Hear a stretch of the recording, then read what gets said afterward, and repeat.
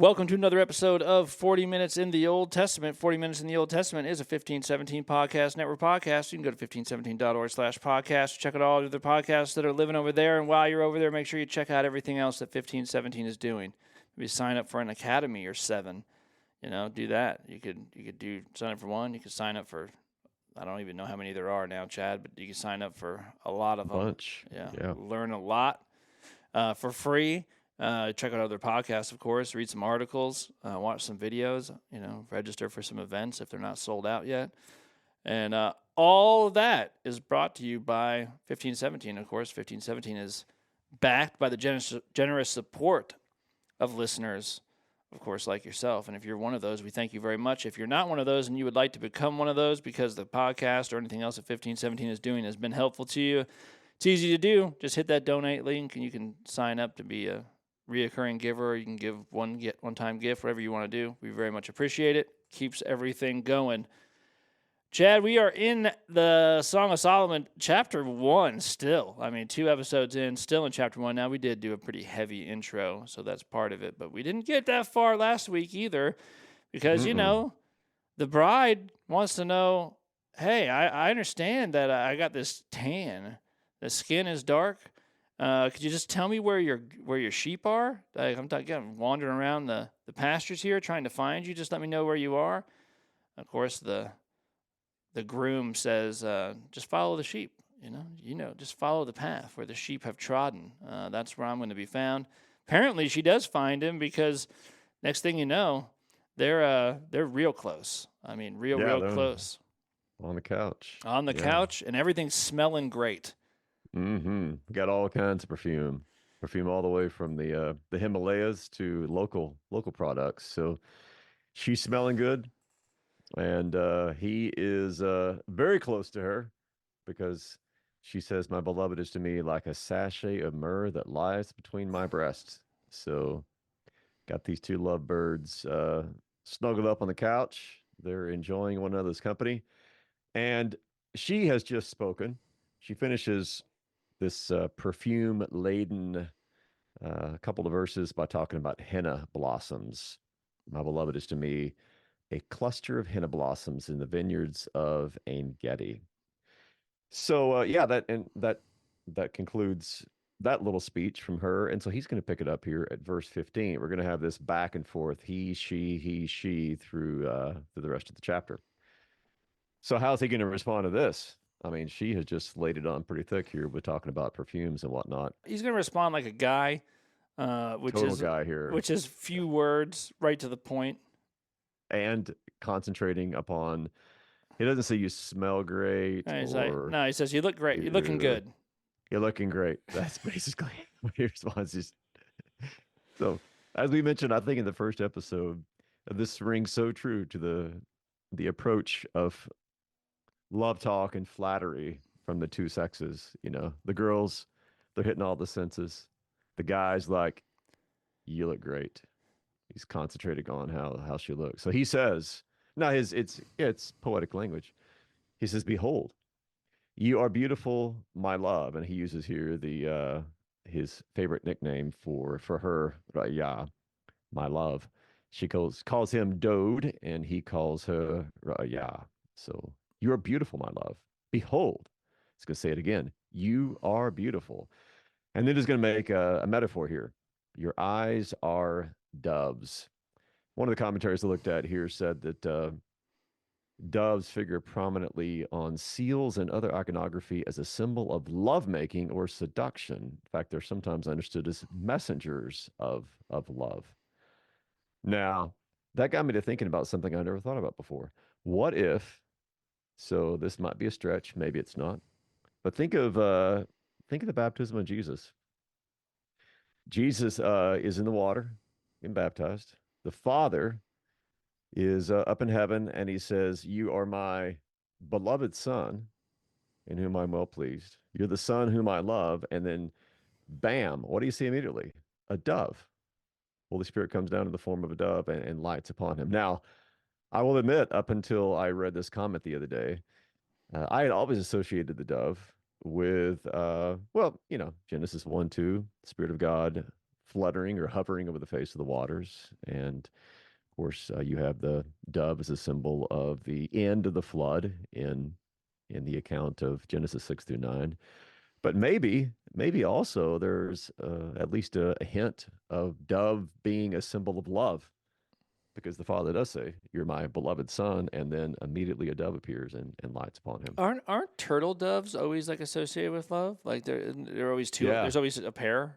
Isn't that how that yeah. works? Turtle doves are icons of love. In fact, No, yeah. yeah, it's No later in one ever chapter gets a. 2 where No you one have ever that. has. No one has ever has like a turtle dove. It's always two. Yeah, right. It always is too. Yeah, they're a picture of romance, of love. And so later in chapter 2, it's he talking about her, will compare her to a turtle dove. Yeah. So yeah, maybe, I don't know, maybe that is a kind of hovering in the background of Matthew chapter 3 there. Well, I tell you Either what, way. though. I mean, just to bring this down to real earthy. So now that we've like connected all these really grand things, what if you? I read this and I see like typical dude thing where he's like, she says all these things and she's just like gushing and like everything smells great and you're warming my heart and I want to be close to you forever. And he says, I think you're beautiful. Look, I mean, you're beautiful. And then she's maybe looking at him like, that's it. And he's like, I like your eyes. You're just trying to come up with something. Your This eyes seems like are, something he's running through options here. Like, see, hawks, no. Crows, no. Doves. Your eyes are like. Can you doves. imagine a situation? Imagine your wife. She's like, she's saying all this stuff, and you're like, yeah, you're beautiful. She's like, what? You're like, look, I mean, I just think you're beautiful. And she's like, what do you like about me? And you're like, um, your eyes. Like, I love your eyes. It's great. Like, it's just you just got one thing. Like, yeah, your eye. I just like your eyes. You got beautiful eyes. Like, because guys would just like start naming stuff. Like I like your Mm-hmm. eyes, your teeth. I mean, your teeth are like sheep, basically. Probably just a little Mm. mouthful of sheep. I love it. Yeah. Your Yeah. neck. That tower of a neck. And of course, you just like naming body parts. Yeah. By beautiful, You let me know, tell you. Let me tell you. Like I like every part of your body. for guys who've ever spent time like trying to find a Valentine's Day card or whatever for their wife, uh, almost all of these cards start out with an apology. I don't know if you've ever spent any time with those. It's like, I know I don't usually say or express how much I love you, but, and then it goes on, for the card, putting these words in his mouth. But it's like the cards themselves acknowledge that guys struggle to come up with some sort of language that easy equal of what a woman can give to her What guy. is funny though is her response to this is like she agrees that like okay, I'm beautiful, like also you're beautiful, but instead of just Hmm. being like talking about his eyes or like his shoulders or something, she just starts talking about like the couch and like the beams of the house and stuff. She's gonna, Yeah. which is obviously poetic and metaphorical language, but like yeah, he doesn't have that in his bag really. No, he doesn't. Yeah, she echoes it right back. This is verse 16. She says, he says, "Behold, you are beautiful." And then he repeats it, "You are beautiful." And then she's like, "Yeah, well, you're beautiful too." It's the same word. I think some translations will render this her saying, "Behold, you are handsome." But okay, it's the same But word in she even Hebrew. says that he's delightful. Oh, yeah, Ooh. delightful. Yeah, yeah, beautiful. And her beloved and delightful. But she doesn't go on to say, your biceps are grizzly bears or something like that. She transitions to talking about where the lovemaking or their time together is spent. And she says our couch is and I'm a little uncomfortable with couch just because I'm not that it can't mean that, but we just usually associate couches with, slouching back, watching The sofa. whatever It's not our the. It's not the yeah, It's not the our sofa. sofa, yeah, our sofa, where you have a colon at night, fall asleep watching the TV. So couch here, think more in terms of bed, our couch, the place where we as lovers spend time. Let's put it that way. Is now green is how the ESV translates it. I think probably something better would be like verdant. And I say that because so verdant has a couple of different meanings, implications. It can mean green, like, verdant pastures, green pastures. But it has kind of built into that more of the feel of the natural world. So I think verdant's probably better here than the green. So our couch is verdant, and I'll explain why in a minute. She goes on, the beams of our house are cedar and our rafters are pine. Now there seems to be kind of a maybe two different things going on here. Yes, maybe she's describing the inside of the room, the house, where they get together. And yeah, maybe the couch, the bed is green, and the beams of the house are made out of cedar, and the rafters are made out of pine. Or, or maybe and at the same time, she's describing an outdoor scene.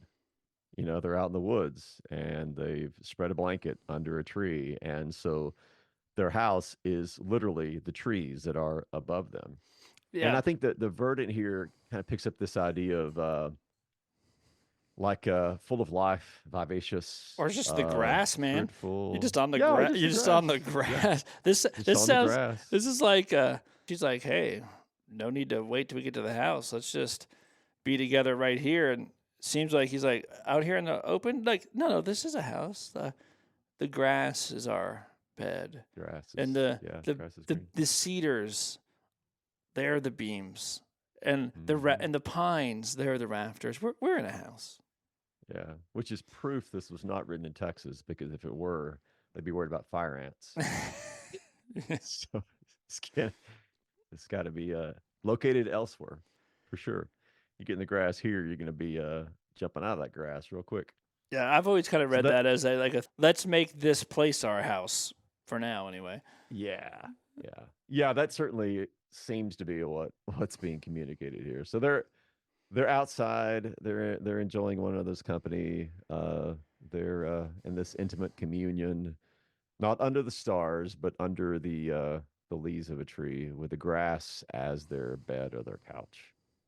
Now the chapter ends there. Unfortunately, it really should not end until chapter 2, verse 1. But as we've seen multiple times, whoever made these chapter divisions often erred, got the wrong, got the wrong stopping point in there, because she's not done. I mean, there is a sort of a transition of thought, but she's still the one speaking. And here's what she says, and I think this is broadly misunderstood. So ESV has, I am a rose of Sharon, a lily of the valleys. Did you grow up singing? I'm the lily of the valley, I the know the bright song, and yeah, morning yeah, star. yeah. Yeah. He's the lily of the valley, the bright and morning star. He's the fairest of 10,000 to my soul. Yeah. Yeah. The problem with that is it's not talking about him. This Yeah. isn't the problem with that whole song is, I mean, I grew up singing that as a Southern Baptist. We sang that all the time. It's playing in my head right now, even as I'm talking.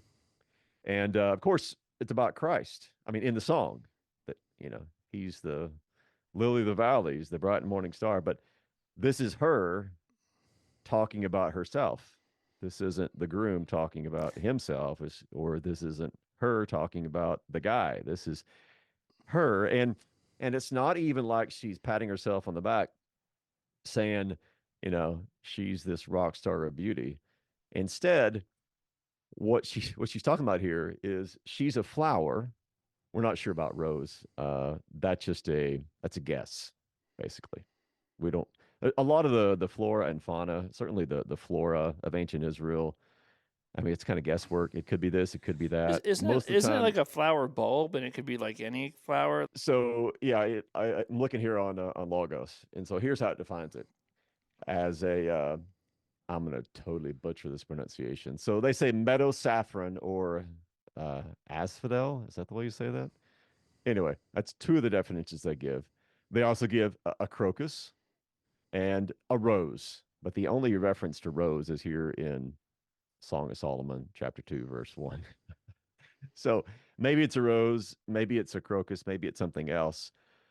But when it says Sharon, this, even though this is portrayed as a proper proper noun, like a particular place.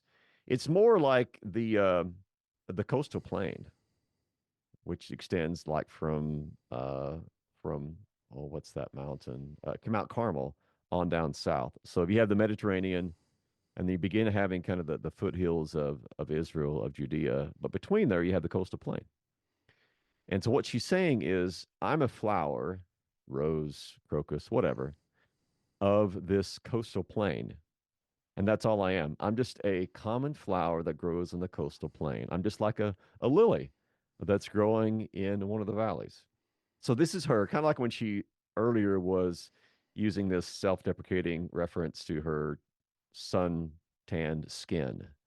She's saying, "Oh, I'm all I am is just a lowly flower growing in the coastal plains of Israel.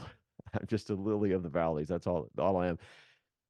And the reason that's important is because after she explains herself to be this, then he is going to respond to that with these words. He says, and I'm just adding this, "Oh, my dear, you are instead, quote, as a lily among brambles, so is my love among the young women." So she says, "Oh, I'm just a lily. I'm just a rose or a crocus that grows in the coastal plain." He's like, "Oh, no, no, you're far more than that." Okay, we'll say you're a lily, but you are a lily among brambles. And that's the way that you compare her to all the other young women. So Seems they're like brambles, you're a lily. seems like more a diss to everyone else than a compliment to her, right? It really does, yeah. Yeah. Like I'm just some ordinary flower. Yeah, well, maybe, but everything around you is terrible. It's a bunch of you're like a flower in a thorn bush. You're the you're the biggest, most beautiful fish in this small pond. Yeah. Yeah.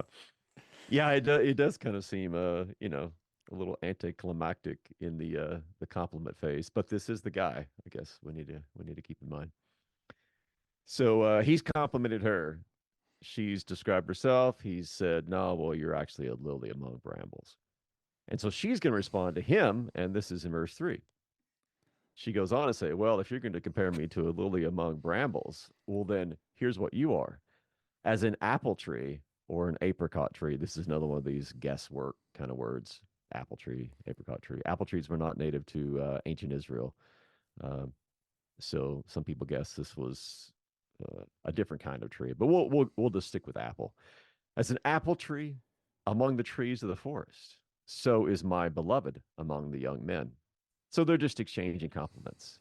He says to her, "Oh dear, you're a lily among the brambles." And she says, "Oh, well, let me tell you what you are. You're an apple tree among the trees of the forest." So in both cases, of course, the message is you are unique. Yeah, You you're the stick best. You're out. the best. Yeah. You're the best. So much Yeah. better. So much Yeah. better than everything around you. Yeah. I think her compliment is a little better, Yeah, lily among brambles or an apple tree among the trees of the yeah, a little forest. fruit tree. Like that's actually Fruit useful. tree. That's useful. Yeah, you're walking around. Oh, there's a pine. There's an oak. There's a whatever. Oh wow, look, here's an apple tree. You can actually, eat from this. You get some fruit from that. In fact, she's not done. He was pretty brief in his description. She's a lily among brambles. She goes on after comparing him to an apple tree among the trees of the forest to say that it's with great delight that she sits in his shadow, and that his fruit is sweet to her taste. So she one ups him basically. He just basically says, compared to everybody else, you're awesome. She says, compared to everyone else, you're awesome too. And let me tell you why you're awesome. You know, she complained earlier about being in the sun, and it resulted in her not being able to take care of her body, which she described as her vineyard, where her skin is tanned and the girls from the city are making fun of her. But now, looks, she's found a place for some shade. So she's able to sit in his shade. And probably metaphorically, this also means like, under his protection, which is often a metaphor for protection in the shade or the shadow of something. And not only that, but his fruit was sweet to her taste. Some sensual language being used there in reference to her lover. So we have this back and forth exchanging of compliments between these two lovebirds. And as is typical of a lot of the Song of Solomon, having said all this, then it's like we're going to jump to something else. There's a lot of kind of jumping here and there with the poetry here. You would think it would go on to kind of develop the, well, I don't know, maybe the nature imagery, or we'll go on back and forth, complimenting each other, comparing him or her to other people. But instead, she's going to shift location completely. They were under the tree in the grass, and now they're going to end up in I don't know, like a wine house or something, which is where she goes in verse 4. He brought me to the banqueting house, which is literally the Beit Hayayin, which in Hebrew is the house of wine. I don't know if we would call it. I hesitate to translate this as a bar, maybe a wine bar. This is the place where you go to drink wine. Let's put it that way. Whatever that might be in your culture, you're going to go to the wine house, the banqueting house. A banqueting house, I mean, sounds great, not quite literal, but they would banquet there. They would enjoy uncorking some bottles and having a little wine while they're there. So he brought me there. And this fits with the image of wine that we've seen earlier. His love is intoxicating to her. And then she goes on. Then she finishes that sentence with one of the better known lines from Song of Solomon. I think at least this is one of the ones I've heard the most. Yep, yeah. His banner over me was love. Yeah, isn't there like a famous song that's or hymn that's based on that? Yeah. So it is one of the more famous images, either just because it's preached a lot or because it's made into poetry or hymns or songs. Yeah, it's kind of it's an adaptation of almost a military image, right? Mm-hmm. Like you have this warrior who has his banner, and he's waving it over her like a kind of a triumphant figure who's protecting her. So it's a pretty cool image, especially when you kind of step away from the more literal love song, man and woman, Solomon and his lover, to the bigger salvation story. When you think about Christ waving the banner over his bride of love, that's a pretty awesome image. Yeah. Yeah. You picture Christ, the victorious warrior over death, and he's got his love, his bride, beside him, and he's got this banner unfurled over her, waving this victory flag. And I mean, if we want to take this in even a step further, he's brought his bride that he's waving this banner over to the house of wine. I mean, somebody could take this and make it into a beautiful Lord's Supper hymn. Yeah, there you go. Yeah. Well, I mean, it's a good thing that he's into this, because she's sick, man. She's ill, and she's going to need to be taken care of, because, man, she's really sick. She's sick with love. Yeah. She goes on. Who's going to take care of me? So sick. Yeah, she needs some apples and raisin cakes is what she needs. Sustain me with raisins. Refresh me with apples, for I am sick with love. Now, this is one of these cases where, I'm sure we have some folks out there that read in the King James, and maybe they're even like, really, really attached to the King James version, which is fine. But this is one of these cases where language changes. So KJV has, for I am sick of love. Now that maybe, when the King James was translated, that meant lovesick. If I say to someone today, or if I overhear, this conversation, two people talking, and one of them says, man, I'm just sick of love. That's not good. No. It means I'm tired of these bad relationships that I've been in, and I'm just sick of it all. I'm done. But it's a picture of like, I'm lovesick, or Robert Alter translates it, I am in a swoon of love. How's that for some romantic imagery? Yeah, she needs him. The right? of is with, right? I mean, so yeah. That just sounds like old kind of King's Englishy kind of thing, like and the whole family, was sick of the The pox or flu. whatever, Yeah, like whatever it is, pox. and it's this is like a with that kind of thing. So I'm Yes. sick with love, right? Yeah. And anyone who who's been in love, kind of knows what this is like, especially when you're younger. When you're lovesick, man, it's like, yeah, you got to be with the one that you love. Yeah, and she loves So, it. So I mean, like she's all about it, and so much so that she wants to. It seems here, like in this next section, that she's trying to advise people, like, hey, don't try to manufacture this. You got to wait until the real thing comes, because when you actually get, if you catch some love, if you actually get sick with the love, man, that's what you want. You don't want to try to force its hand too soon. yeah. Yeah, that seems to be what is being communicated by this, at least initially odd kind of verse here. So first of all, in verse 6, she says, "His left hand under my head is under my head; his right hand embraces me." So he's holding her up. She's sick with love. She needs some raisin cake. She needs some apples um, to sustain her. Now, whether that's meant literally or if these are like, again, metaphors for some kind of sensual touch, it's hard to guess. But either way, he's holding her. He's holding her up. He's embracing her.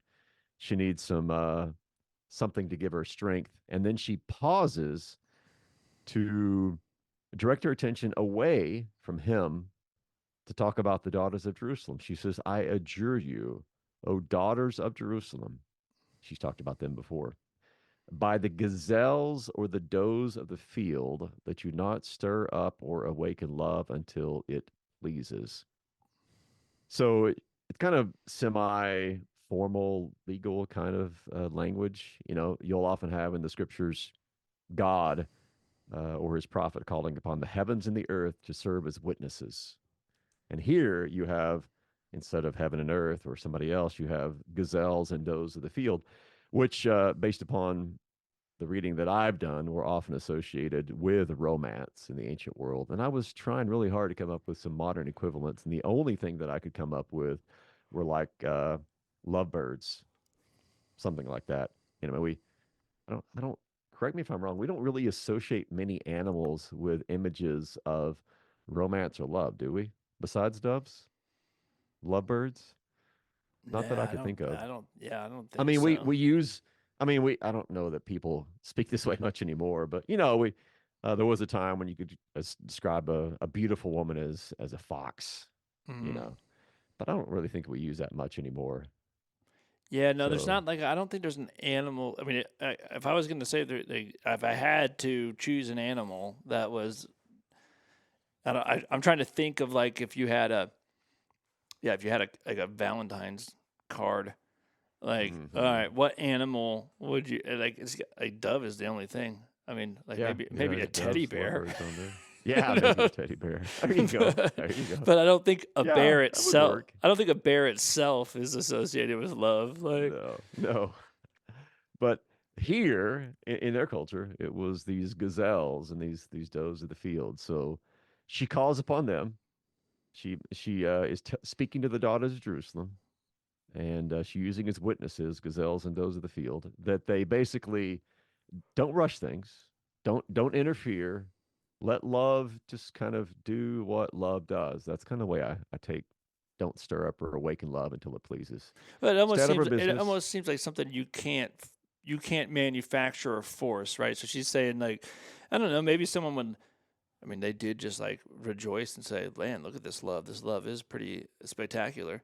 Maybe I should go get some of that for myself. I'll go find someone to love like that." And she's kind of like, "Yeah, it doesn't really work like that. Like you can't make it happen. You can't stir up or awaken it just when you feel like it's kind of just has to happen Yeah, yeah. in its And own we'll see this. time."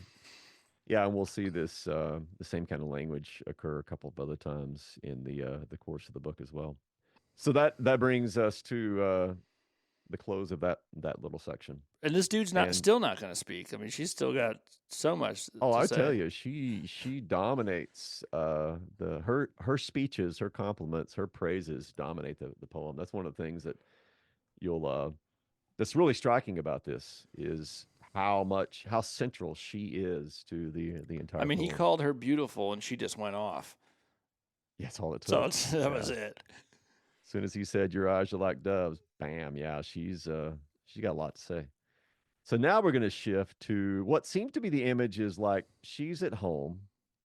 We've gone all over the place here, but she's been out looking for him in the sheep. They had a little, love blanket thrown under the trees and the green grass, and then they were at the wine house, and now in verse 8 and following, she's at home, and it's a little bit unclear as to whether it's like evening or morning. But either way, she's at home, and he's been away, and she sees him coming, or hears him coming, sees and hears him coming. So here's what happens. Verse 8. The voice of my beloved, or as one translation puts it, hark, oh my lover is coming.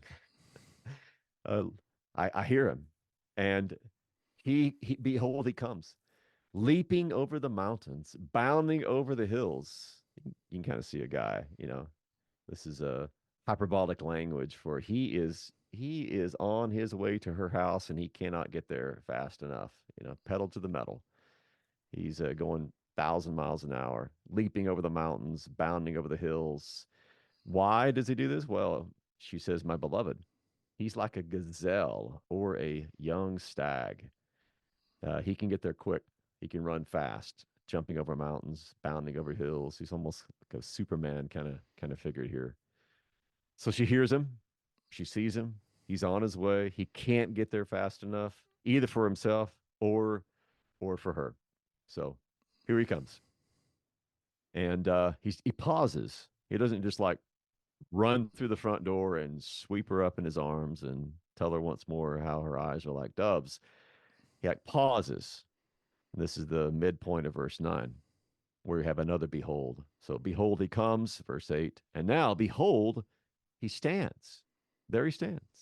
And where's he standing? He's behind our wall. Don't picture like some sort of walled house, like you have like a fence or something like that. This is like the wall of the house itself. So he's behind the wall of the house, and he's like looking through the windows. he's gazing through the windows, looking through the lattice. And both those words in Hebrew are plural, like lattices and windows. So you almost get the image where he rushed to the house.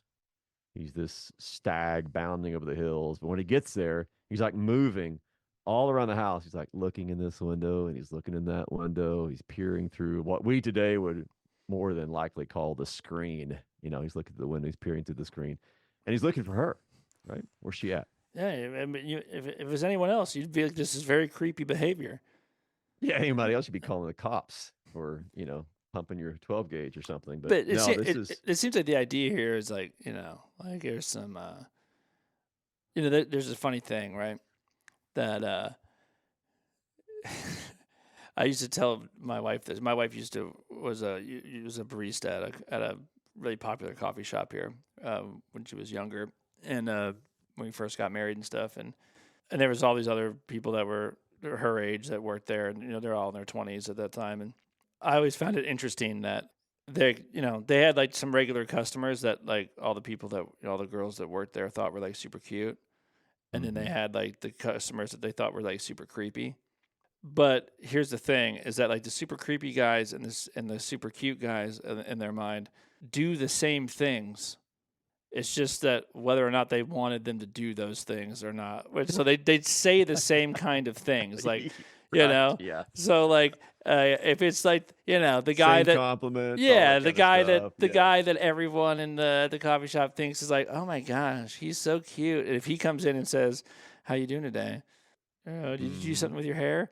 Like they're like, "Oh my gosh, did you like he noticed this?" And then but if another guy does that, they're like, "What a creep." And in this instance, like there's like a real stealing someone away. Like the imagery here is like he's gonna rush up and then he's gonna be like sneaky and we're gonna like sneak off. Like he's gonna steal me away and no one's gonna know. And by the way, this is the same kind of thing. Super romantic if that's what you want. Super not romantic if that's if it's not what you want. Yeah. It's the difference between your lover peering through the window, winking at you, and some weirdo who's a peeping Yeah. Tom. Yeah. Yeah. Same action, very Yeah. different desire and results from Yeah. this. So that's how this reads. Like he's gonna run like crazy. He's gonna be jumping over the mountains and stuff. And once he gets here, like he's gonna be very subtle. And then he's Mhm. gonna and then I'm gonna meet him in the designated spot, and we're gonna run away together. And you're like, oh, it's Yeah. so romantic. You're like, okay. It's also like a little kidnappy, but Yeah.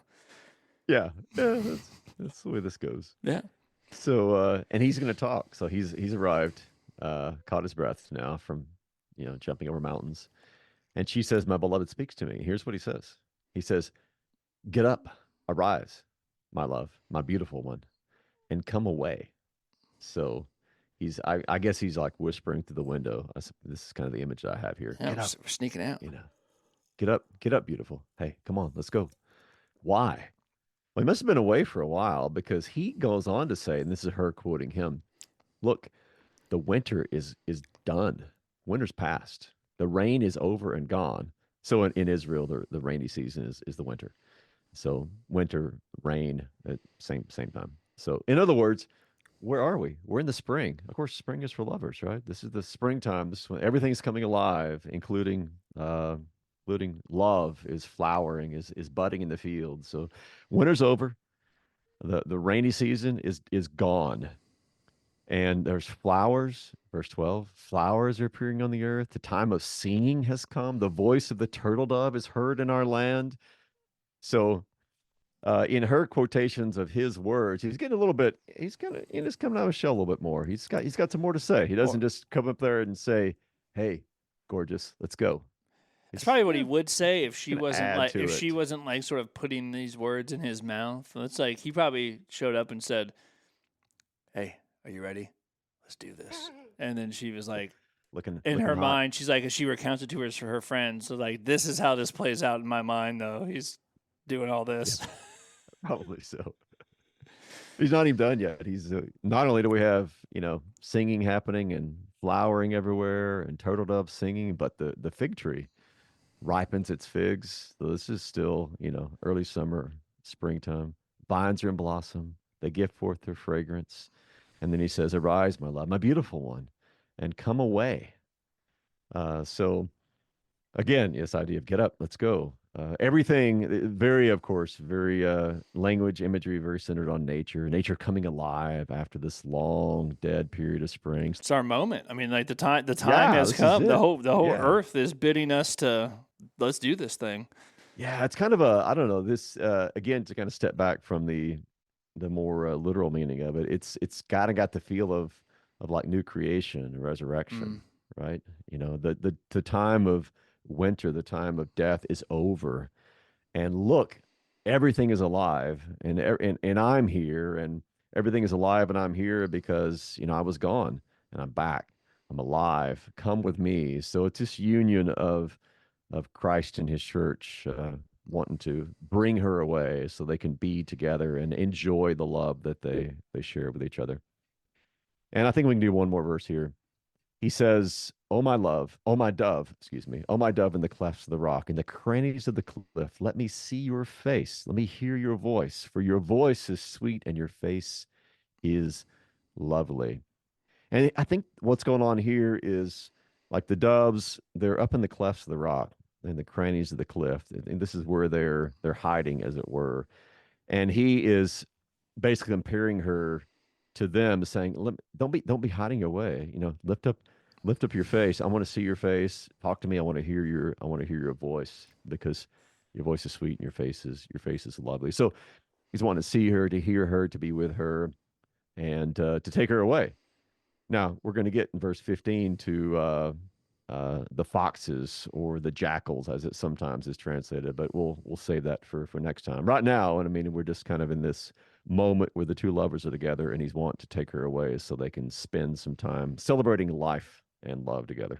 Yeah, man. The thing about the Song of Solomon is that on one hand, if you think about like if you were to take these words that she sort of says and think, man, it'd be weird to think about God talking about us like this. I mean, but then you think about, I don't know, there's a picture of someone going to great lengths, bounding over mountains and running as fast as he can to go, kind of steal away his bride, and this of course is what Jesus does. He comes and goes to great lengths and descends from on high to come and be a thief in the night, man. There's just some real thief in the night kind of imagery here. And It what he is, plans on yeah. stealing is his church.